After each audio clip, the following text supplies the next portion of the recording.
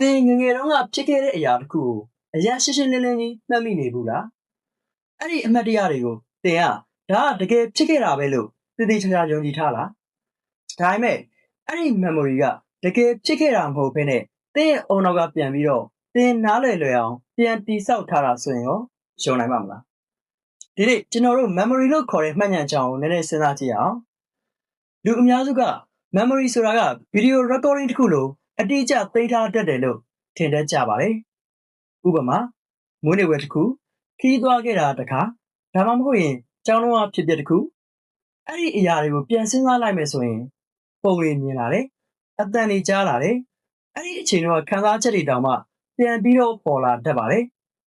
ဒါကြောင့်မလို့ကျွန်တော်တို့ကဒါတကယ်ဖြစ်ခဲ့တာပဲဆိုပြီးတော့ယုံကြည်လိုက်ကြပါတယ်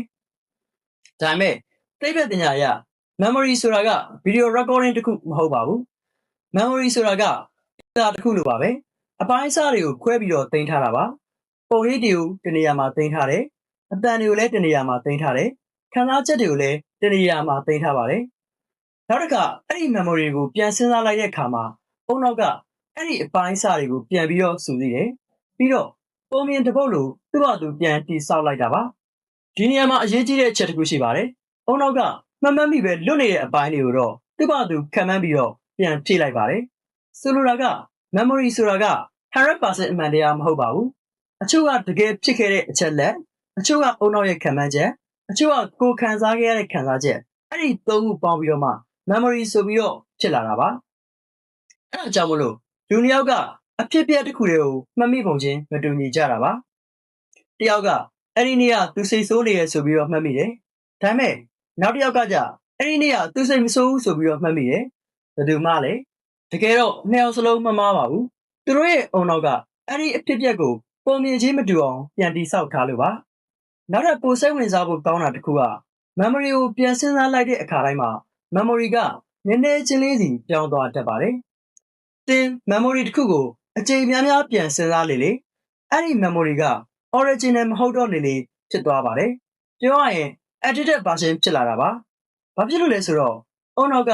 memory ကိုတစ်ခါပြန်စဉ်းစားတိုင်းမှာနည်းနည်းချင်းစီပြန်ပြီးတော့ပြန်ရေးလိုက်လို့ပါပဲဒါဆိုရင်စဉ်းစားကြည့်ပါ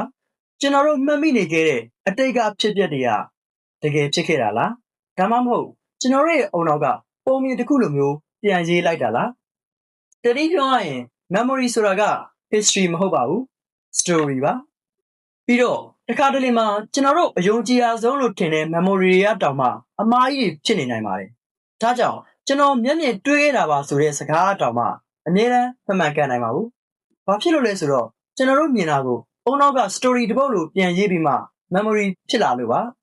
ဒါဆိုရင်နောက်ဆုံးမေးခွန်းတစ်ခုရှိပါတယ်သင်မှတ်မိနေတဲ့သင်ရဲ့အတိတ်ကအဖြစ်အပျက်တွေကတကယ်ဖြစ်ခဲ့ရလားဒါမှမဟုတ်ရင်သင် brain ကပြန်ပြီးတော့ရေးထားတဲ့ story တစ်ပုဒ်လား